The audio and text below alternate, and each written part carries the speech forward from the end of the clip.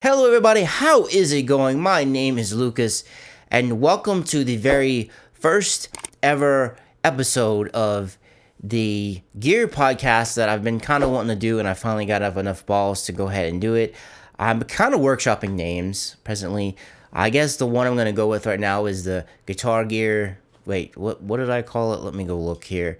I call it the Guitar Gear Music Cast is the working name, but that's a work in progress. If you have any ideas for names, let me know in the comments down below. Basically, what this is I'm gonna post this every Sunday. I think that's the day I want to post this, and I'm literally just gonna aggregate all kind of gear news, gear and music news all throughout the week, and I'm gonna put them into one big podcast. So that way, if you haven't had a chance to keep up with anything gear and music wise during the week, you can come right here and get a good listen. You can catch up on everything and you can stay up to date. This podcast is sponsored by me. So if you would like to give me a sub, give me a like. If you think this concept, this video is cool, give me a thumbs up.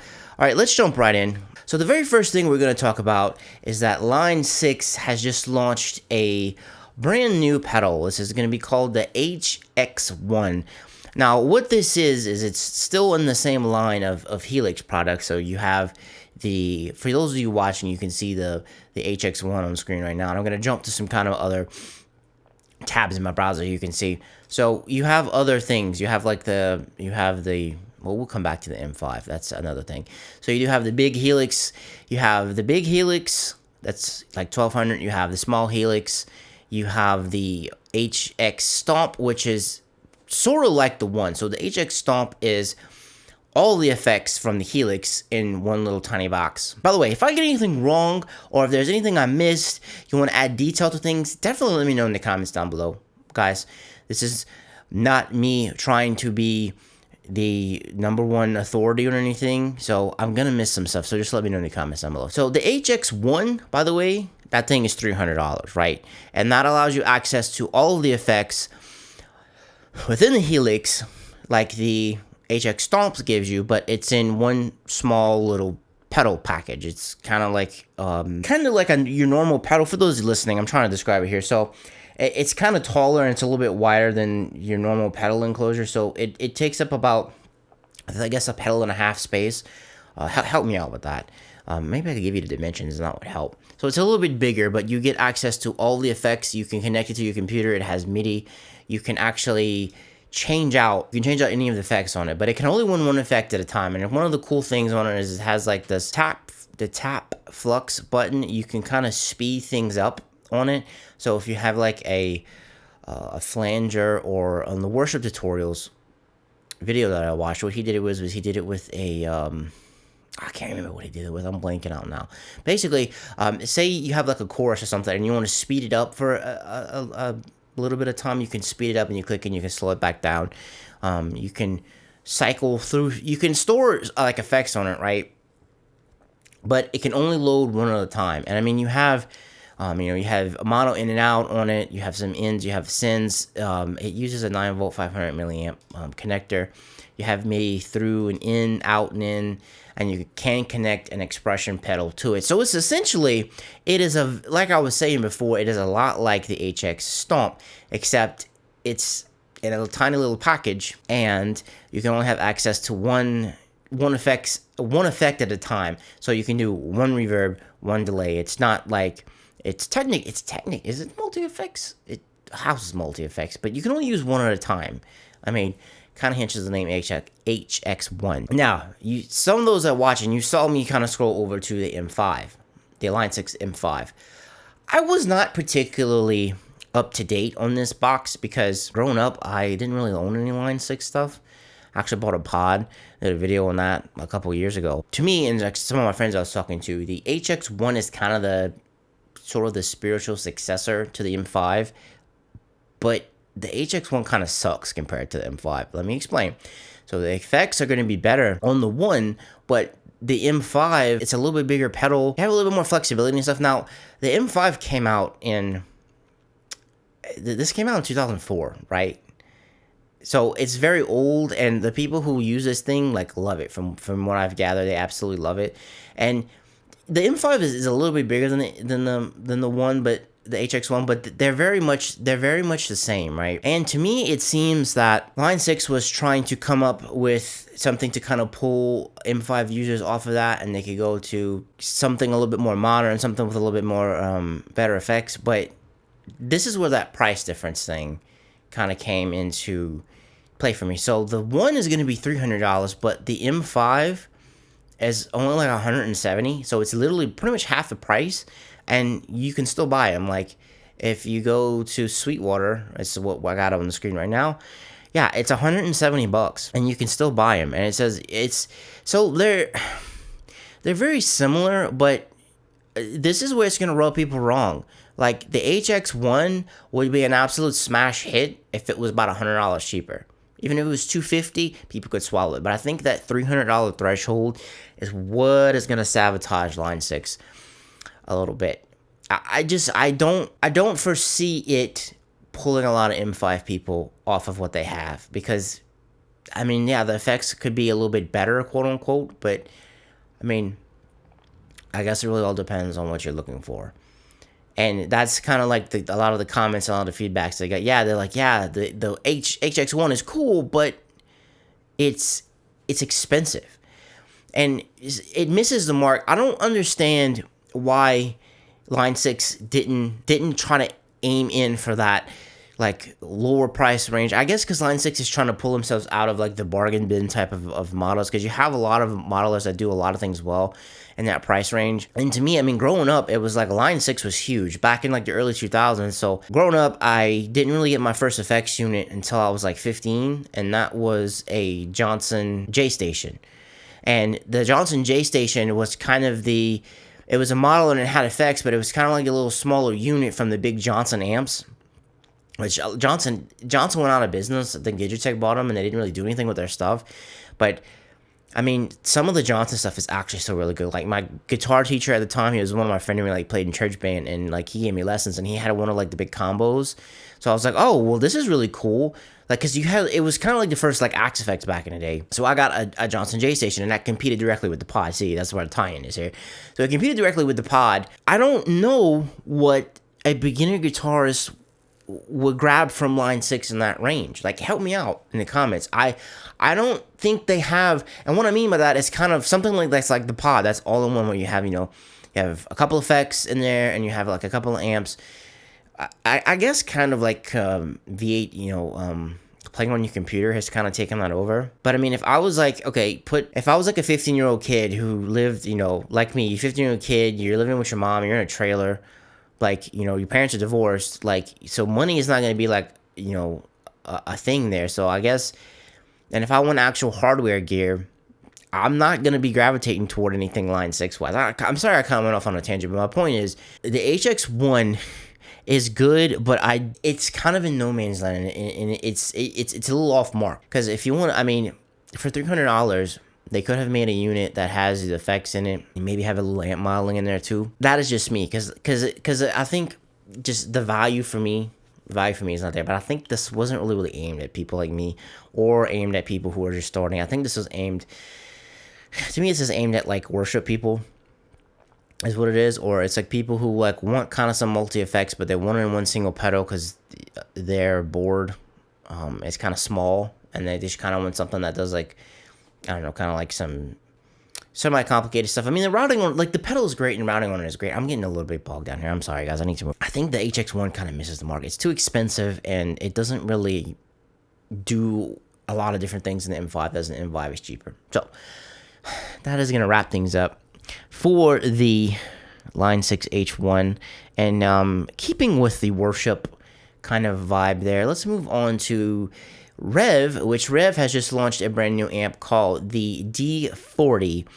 Now, this is brand new for 2023, and for those who are just listening, it is a 40-watt head amp. It's not huge, it's not small. I mean, it's a smaller head size. It's kind of a little bit more compact. You have two channels. You have a sparkling clean channel. You have a crunch channel. So basically, to me, what this amp is kind of aimed at, it's aimed at your more like church-goer worship type of person, and you can still get and kind of like your Nashville player. So people who are playing like country, they're playing kind of like rocky stuff, because the second channel is kind of like, it's kind of Marshall-esque, kind of like a JTM type of vibe, something like that. Not quite like a Plexi, somewhere in that type of vibe. But what's cool about it is it has a lot of the cool stuff that the bigger amps have. So it has like, when I say bigger amps, like the generator, like see the 100R, I have a 100R Mark III behind me. So it's and that's obviously a derivative of the Generator 120, which is their flagship amp. So you have reverb on here. You have the dual master volumes. You have the, let me zoom in. A little tip, Revv, for those who are just listening. When you go on their site, you have the amp, but you can't really zoom in on the front or the back of the two pictures that they have. That would be, if you would let us like zoom in on that, that would be really great. All right, so let's zoom in here. So, I mean, you have, let me get closer. So for all the functions that you do have a bright switch, you have a boost switch that's on here. You can switch between the channels. Their foot switches is really good. You have the headphones on the front. It's Bluetooth remote to control the 2 notes. You have the 6 spots for the virtual cabs in the Dynamis itself. Now that's the front. That's on the front panel, and that's for whenever you're doing it live. But if you're sitting in the studio, you can load however many. There's a bunch of different IRs with 2 notes. So after those 6 slots, you can put, like, if you're like sitting down with the software, you can kind of load up any one you want. It won't be saved to those 6 slots, but you can do all kind of cool stuff with it. So you have tons of flexibility there. You have presence depth, you have, bass middle treble, all of those things that you're used to. Now it's a 40-watt amp, but you can drop it down to 10 if you want. So you have all the cool crap that's on the big flagship amps. You have your XL output, so you connect to your interface, so you can go directly, and that's how I run my 100R. You have your MIDI, you have reverb. It doesn't have a gate. That's the only little difference, but okay, you kind of really don't need one with this amp, because that's not what this amp is like about, because my 100R has a gate. You have reverb on the back. You have 2 4-ohm spots. You have an 8-ohm, and two 4s, 2 8s, and you have 116. Of course, it's made in Canada.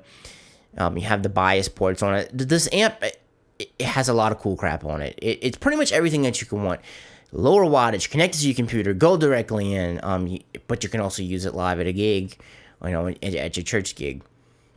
It's going to run you about $2,100. To me, this is kind of like the pinnacle of the D20 series, the G20, which is so the D20 was like, it's like a clean amp pedal platform, and the G20 had the purple channel from the generator on it. This is kind of the combination of that, but these tones are brand new. So this is not they're not borrowing the green channel from the Generator 120 and slapping it in here. They had the Dynamis 740, which was kind of an older amp, but it had been discontinued, and this is kind of like the updated new renovated version of it. And this amp is going to be very good if, like I said, but it's going to be a particular audience. Like this amp would kind of be, I don't say useless, but it wouldn't be very, I wouldn't use this amp to its max capacity, because don't really, it's also a good pedal platform, but I'm not using pedals. I'm not going to be, needing, I have the crunch tone on my 100R. So, but anyway, I'm kind of getting off subject. Sorry about that.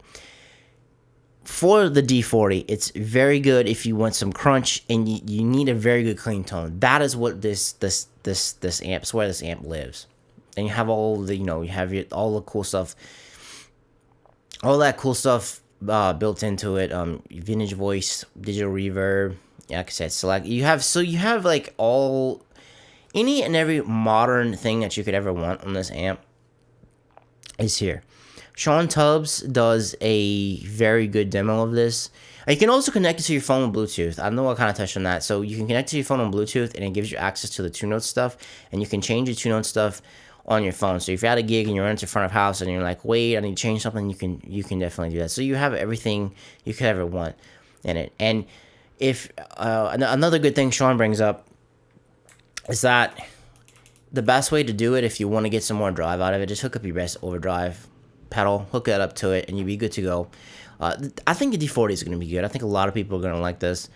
A 40-watt head coming in right at $2,100. I know it isn't exactly the cheapest thing in the world, but it does a lot of things right, kind of like the 100R and the 120. It does a lot of things right. You have a lot of cool things on it.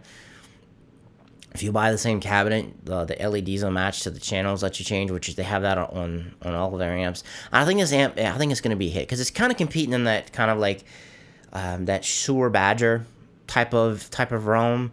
So, people who are looking for some crunch, but they're not necessarily looking for high gain. They want, if they want to say, basically, if you want like a pedal platform amp, but you want a little bit more headroom on it, this is definitely the amp that you have to look for. If I do somehow make my way to an amp, I definitely kind of want to try it. But I have a feeling it would be really good considering Revv makes a lot of good stuff. Okay, enough of my dumb rambling. Let's move on to some more stuff.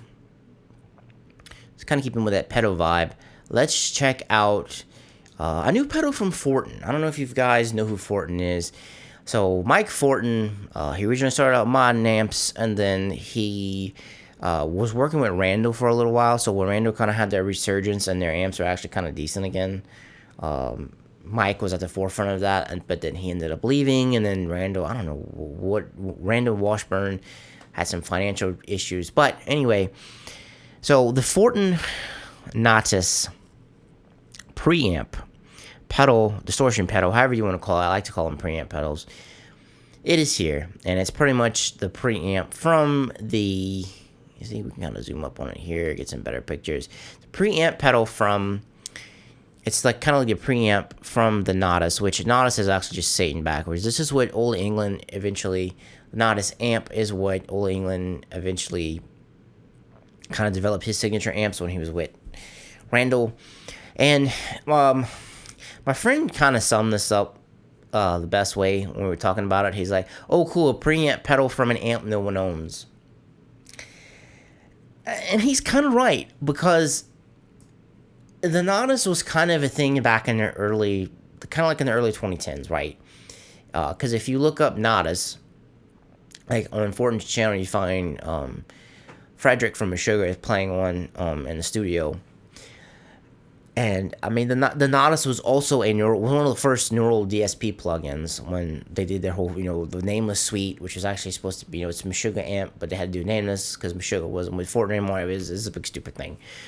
But here we are with Natas, and up front it's $300 for this pedal, and it's kind of expensive. It's more on the expensive side. I mean, it does have a mid shift on it. You have the grind and the girth just like you had on the original amp, and you do have a kill switch, but it just has kill on it, and you hit the knob and it kind of gives you more of a gain boost, which is cool. You kind of have a gain boost, drive boost built into the distortion pedal like that. I mean, you have bass, middle, treble, volume, all that other good stuff. But I think this pedal is too late. I think this pedal would have been great if it came out in 2002, 2003, 2014, 15. Somewhere around that era, it would have been a little bit better when the name recognition was kind of like riding high, kind of like when Fortin was, making all those amps with Randall. But this, I mean, Fortin diehards are going to buy it and they're going to love it. But like for your normal person who's, first of all, they know who Fortin is, but they don't really know any of the amps they make, and they nod us, they were like, well, what is that? Because no one's really using that amp. That amp has been out of people's minds for a very long time. And I mean, it's a cool, simple pedal. It's built in the USA. It uses 9-volt. I mean, all that other good stuff. I mean, of course, Ola did a demo of it because he loves Fortin and he has a lot of good Fortin stuff. And he used his like Fortin power amp and his Fortin cab. And I mean, it sounds good, but it's just not. I don't know. It's $300 for an amp that hasn't really been in people's minds for a while. I mean, the case is red. The pedal's red, and red is the best color ever.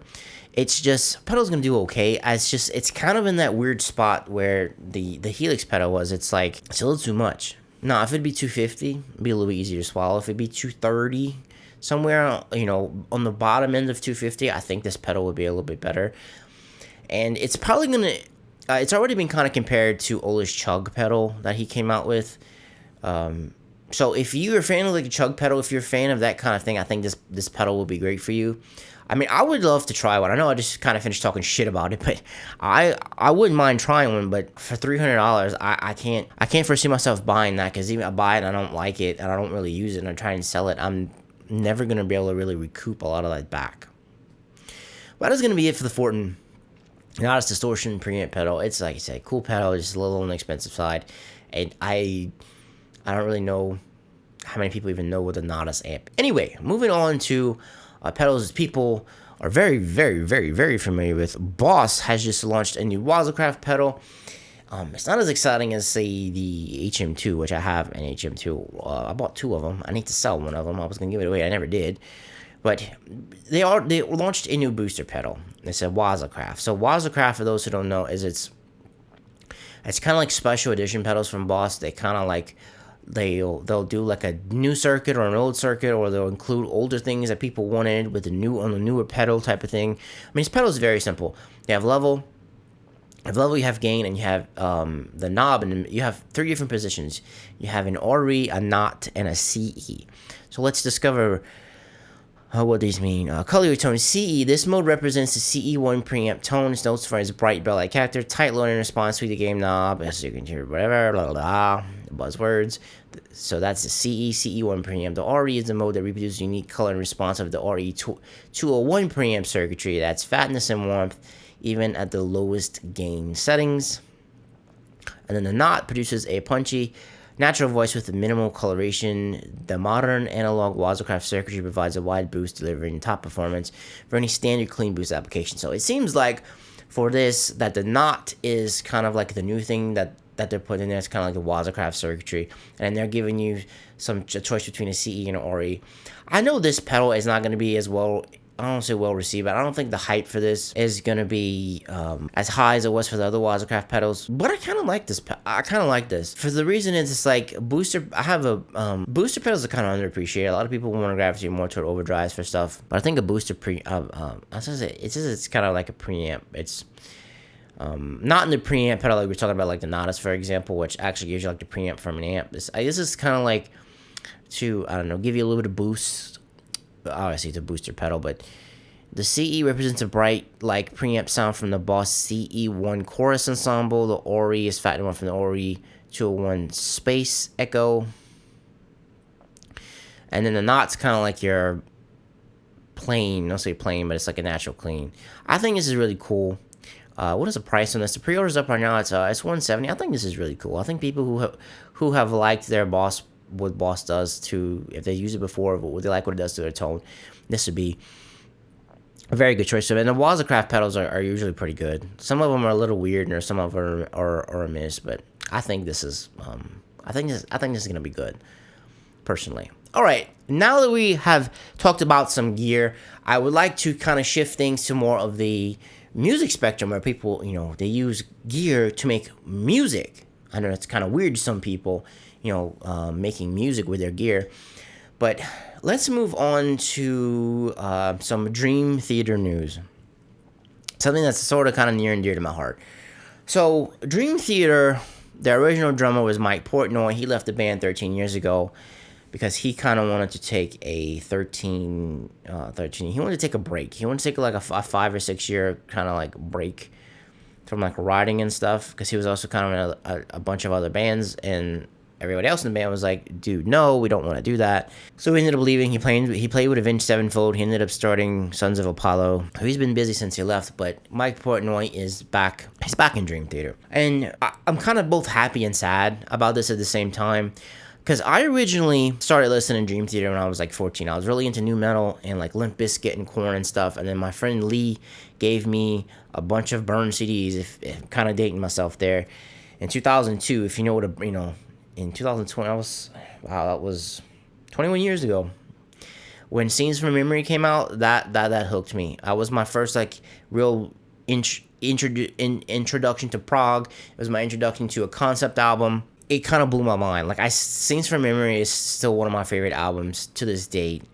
It was really cool. And then Train of Thought is kind of like my favorite Dream Theater album ever. And Mike was a part of all of that. But since Mike left, they held a drummer contest and they got Mike Mangini. And Mike Mangini was technically, I think he's better than Mike Portnoy because he had a job at Berkeley and then he left and he went playing Dream Theater. But the entire time Mangini was in Dream Theater, I think they kind of did him wrong.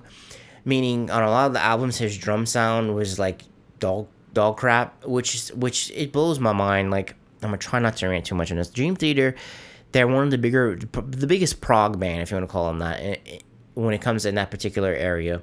They have a lot of money. They know a lot of people. They can get a good drum sound. I'm just confused as to why a band with so much money would have such a bad drum sound. That annoyed me. The drum sounds when Portnoy was never that bad. But I mean, it's a subjective. I know a lot of people don't really like Dream Theater at all, and they don't really like Mike Portnoy at all. But for us prog nerds, it was kind of a big thing that he's coming back to the band because Mike was very good producing wise. And what I mean producing is he was a good producer, meaning he was good at working with the songs. That kind of gets you misuse that word producer, but he was a good balance because he balanced out Jordan Rudess and John Petrucci because they're both, JR and JP are both big egos, right? And you can kind of see that because once Mike left, things got really weird in Dream Theater because he was kind of like that metal element in Dream Theater who, he kind of put the more metalistic in things and he okay, camera stopped on me. Okay, yes. I'm going to keep those blunders in and all. I was trying to remember where I was talking about. I really don't know exactly where it cut. This is going to be Portnoy's first album since Black Clouds and Silver Linings. Black Clouds, Silver Linings, I really love that album. It's my second to last year in college. That was the first album Petrucci used his Liquefier and Crunch Lab pickups on there. I actually put a set in my old LTD. So as you can see, I'm pretty much invested in Dream Theater. They were one of my favorite bands in the world. But when Mike left, I was like depressed, like legitimately like sad and depressed because I'm like, I had went to see Dream Theater in Houston a couple of times because they never came to New Orleans, never came to Louisiana. It's where I'm at, by the way. It's where I'm located. And I was pretty sad. And in this sad time, I ended up finding Periphery back in 2010. And which was kind of a good thing because Periphery is not one of my favorite bands and they've influenced me a lot. I've gotten to meet a few of those. I met them in a meet and greet. I've gotten to meet a couple of those guys from that band. So, I mean, Mike leaving made me sad, but it also kind of put me on a different path to a lot of cool music I liked, and I got to meet people from Periphery and stuff. So it's kind of a double-edged sword, but I am pretty sad. Like I talked about before, they did Mangini wrong. Because his drum sounds are bad, and they never really let him participate in the writing as much, and you can definitely see. Because once Portnoy left this band, it became the Jordan Rudess, John Petrucci show, and you can kind of tell. Because tons of overplaying from Jordan Rudess happened. A lot of people still like Kevin Moore. They still want Kevin Moore back in the band because they don't like how Jordan Rudess just kind of solos and plays a bunch of crap. I mean, it's been a debate about that, but once Mike left, John Petrucci, Jordan Rudess went crazy. Rudess kept overplaying on stuff, which a lot of people, it's people who don't really like Dream Theater, that's why they don't like them, because their songs, they aren't traditional, and they don't really have like a hook, and they say a lot of their lyrics are cringy and stuff. And I find once Mike left, that aspect got way worse, because like The Astonishing, that concept album, that was Petrucci's baby, and they had a comic with it, and I did not like that album at all. Like, a lot of the post-Portnoy stuff, to me, was just kind of like blah. Like, the last album that they came out with, I can't remember the name of it. Like, coming from a Dream Theater fan, like, I kind of don't remember the name of it. I think it's Time Over Distance, I think is what it was. That was their best one post-Portnoy. It's been a slog. It basically kind of like rehashed like older. It had a self-titled one that wasn't that great. They kind of like took a lot of their like older songs and they kind of like modernized them. Kind of like, I don't say remixed them, but they kind of like redid them in a way. And they kind of just told Mike, they're like, yeah, they told Mangini, like, yeah, you've been in here for 13 years. We're bringing Mike back. We're bringing Mike Portnoy back. And like I said, that's why I think it did Mike wrong, because I don't really think they didn't let him produce like it did Portnoy. They ruined his drum sounds. I mean, he did get to spend 13 years with them, which I think he's grateful for. And then he is coming out with a solo album. But I think he knew once he took that job, I mean, he knew that at some point Mike might come back. And I think he had that in the back of his head. And he got to play with him. But I think Dream Theater kind of did Mangini a favor, because now he gets to go play with a better band. Which, yeah, it's kind of blasphemy, but I don't want to hold back and give you milk toast stupid takes. I'm just telling you how I feel.